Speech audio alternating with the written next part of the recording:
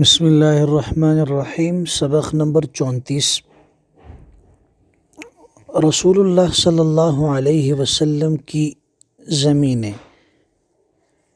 بنو نضیر، فدق اور خیبر کی زمینوں کے باغات وغیرہ کی آمدنی آپ علیہ الصلاۃ والسلام اپنے اور اپنی ازواج مطہرات کے سال بھر کے اخراجات اور فقراء اور مساکین اور عام مسلمانوں کی حاجات میں صرف فرمایا کرتے تھے۔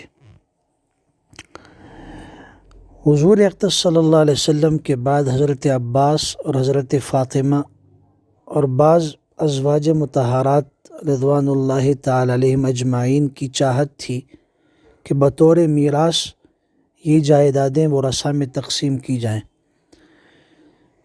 مگر ابو بکر صدیق رضی اللہ تعالیٰ عنہ، حضرت عمر فاروق رضی اللہ تعالیٰ عنہ اور دیگر کبار صحابہ کرام نے حدیث سنائی کہ آپ علیہ السلام نے فرمایا، لا نورث ما ترکنا صدقہ، ہم انبیاء کا کوئی وارث نہیں ہوتا، ہم نے جو کچھ چھوڑا وہ مسلمانوں پہ صدقہ ہے۔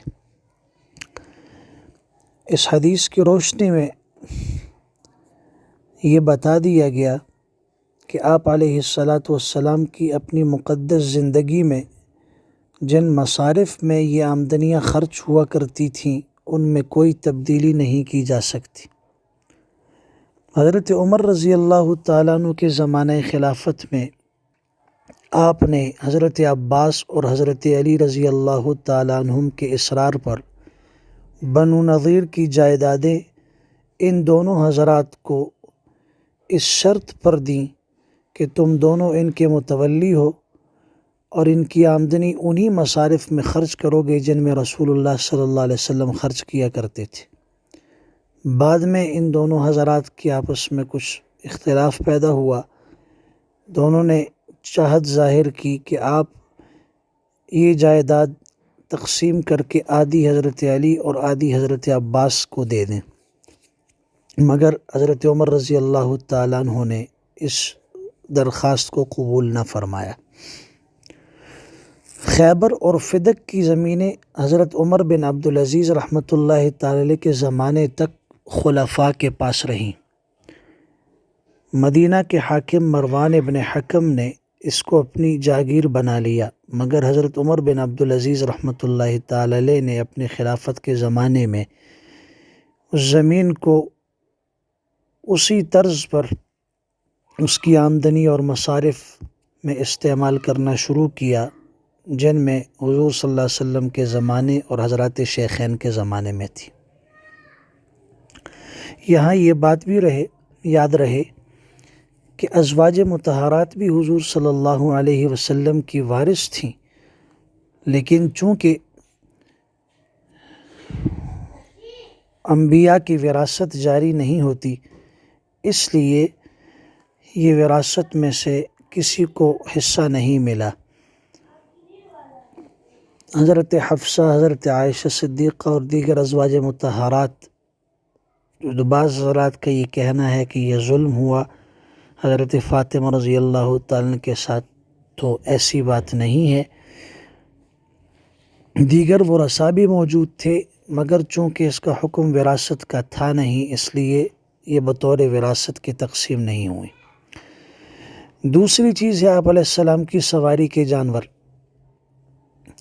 مواہب لدنیہ میں امام زرقانی رحمۃ اللہ تعالی نے لکھا ہے کہ حضور صلی اللہ علیہ وسلم کی ملکیت میں 7 گھوڑے، 5 خچر، 3 گدھے اور 2 اونٹنیاں تھیں، مگر یہ تفصیل نہیں ہے کہ حضور صلی اللہ علیہ وسلم کی وفات کے وقت ان میں سے کتنے جانور موجود تھے، اس لیے کہ آپ علیہ الصلاۃ والسلام اپنی زندگی میں کچھ جانور لوگوں کو عطا بھی کر دیتے تھے، کچھ نئے خریدتے، کچھ بطور ہدیے اور نذرانے کی بھی خدمت میں آیا کرتے تھے۔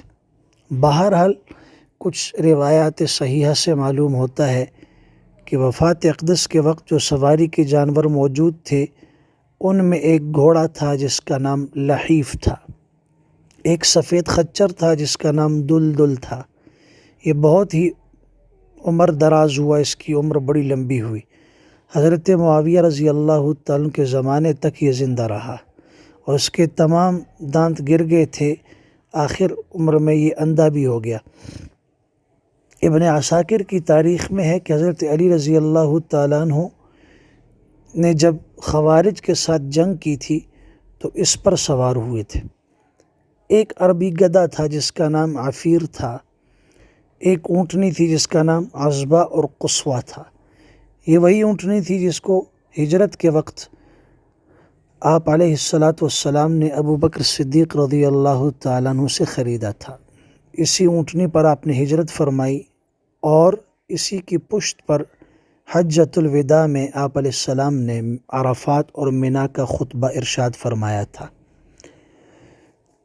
تیسری چیز تھی آپ علیہ السلام کے ہتھیار۔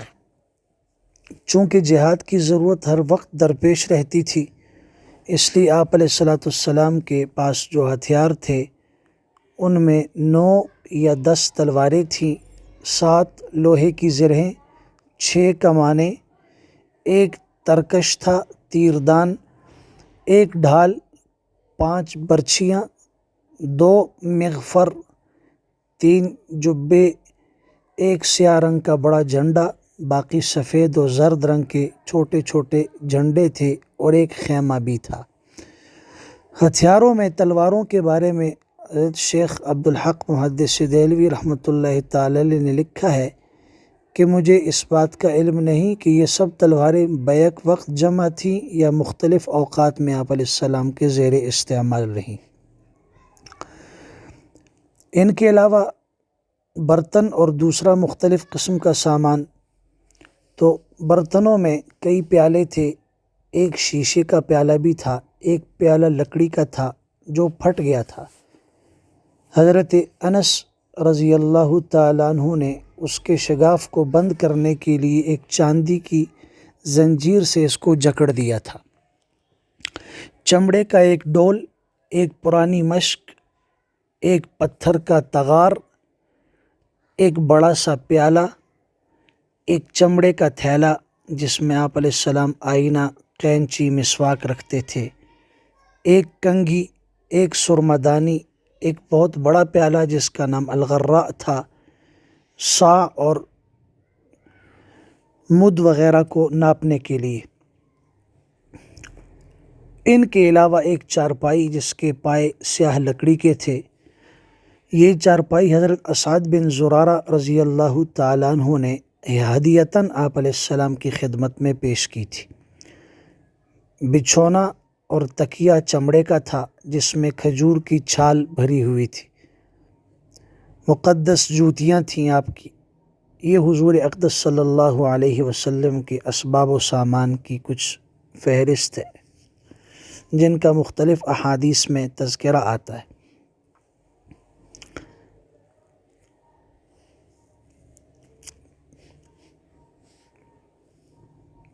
ان کے علاوہ آپ علیہ السلام کی ایک تلوار تھی جس کا نام ذوالفقار تھا، حضرت علی رضی اللہ تعالیٰ کے پاس تھی، ان کے بعد ان کے خاندان میں رہی، یہاں تک کہ یہ تلوار کربلا میں حضرت امام حسین رضی اللہ تعالیٰ کے پاس تھی۔ ان کے بعد ان کے فرزند اور جانشین حضرت امام علی ابن حسین ابن علی، جن کو لقب امام زین العابدین کا دیا گیا ہے، ان کے پاس رہی۔ چنانچہ حضرت امام حسین رضی اللہ تعالیٰ کی شہادت کے بعد جب حضرت امام زین العابدین رحمہ اللہ یزید بن معاویہ کے پاس سے رخصت ہو کر مدینہ تشریف لائے تو مشہور صحابی حضرت مسور بن مخرمہ رضی اللہ تعالیٰ حاضر خدمت ہوئے، عرض کی اگر آپ کو کوئی حاجت ہو یا میرے لائق کوئی خدمت ہو تو آپ مجھے حکم دیں، میں تعمیل کے لیے حاضر ہوں۔ آپ نے فرمایا مجھے کوئی حاجت نہیں۔ پھر حضرت مسور بن مخرمہ رضی اللہ تعالیٰ نے یہ گزارش کی کہ آپ کے پاس رسول اللہ صلی اللہ علیہ وسلم کی جو تلوار ذوالفقار ہے آپ وہ مجھے عنایت فرما دیں، کیونکہ مجھے خطرہ ہے کہ کہیں آپ کے مخالفین اگر آپ پر غالب آ جائیں تو وہ آپ سے یہ تلوار لے لیں گے، اور اگر آپ نے اس مقدس تلوار کو مجھے دے دیا تو اللہ کی قسم جب تک میری ایک سانس باقی رہے ان لوگوں کی اس تلوار تک رسائی نہیں ہو سکتی۔ مگر امام زین العابدین رحمۃ اللہ تعالی علیہ نے اس مقدس تلوار کو اپنے سے علیحدہ کرنا مناسب نہیں سمجھا۔ آپ علیہ السلام کی انگوٹھی عصائے مبارک وہ حضرت ابو بکر صدیق رضی اللہ تعالیٰ عنہ، حضرت عمر فاروق، حضرت عثمان غنی رضی اللہ تعالیٰ عنہ کے پاس رہی، مگر انگوٹھی حضرت عثمان رضی اللہ تعالیٰ عنہ کے ہاتھ سے کنویں میں گر کر ضائع ہو گئی۔ اس کنویں کا نام بیر عریس ہے، جس کو لوگ بیر خاتم بھی کہتے ہیں۔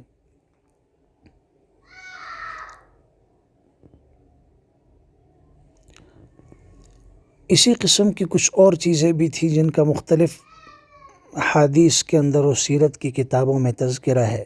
ایک موٹا کمبل حضرت عائشہ صدیق رضی اللہ تعالیٰ عنہ کے پاس تھا۔ اسی طریقے سے آپ کے نالین شریفین، ایک لکڑی کا پیالہ جو چاندی کے تاروں سے جڑا ہوا تھا، حضرت انس بن مالک رضی اللہ تعالیٰ عنہ کے گھر میں محفوظ تھا۔ ایک موقع پر حضرت عائشہ صدیقہ رضی اللہ تعالیٰ عنہ کی خدمت میں ابو بردہ اسلمی رضی اللہ تعالیٰ عنہ دیگر کچھ حضرات کے ساتھ حاضر خدمت ہوئے، تو اماں عائشہ صدیقہ رضی اللہ تعالیٰ عنہ نے ایک موٹا کمبل نکالا اور فرمایا کہ یہ وہی کمبل ہے جس میں حضور اقدس صلی اللہ علیہ وسلم نے وفات پائی ہے۔